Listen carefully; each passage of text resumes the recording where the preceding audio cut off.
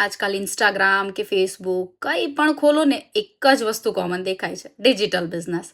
પણ હવે પ્રશ્ન એ છે કે આખરે આ ડિજિટલ બિઝનેસ છે શું?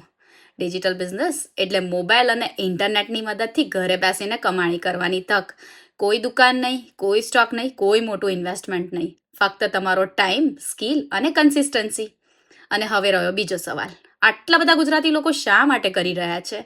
કારણ કે ગુજરાતી લોકો હંમેશા બિઝનેસ માઇન્ડસેટ ધરાવે છે અને હવે સમય બદલાયો છે. ઓફલાઈનથી ઓનલાઈન તરફ શિફ્ટ થઈ રહ્યો છે. અબ્રોડમાં રહેતા ઘણા ગુજરાતી માટે આ બિઝનેસ બ્લેસિંગ્સ છે. ઘર, ફેમિલી, કિડ્સ સંભાળીને પણ અર્નિંગ કરી શકે છે.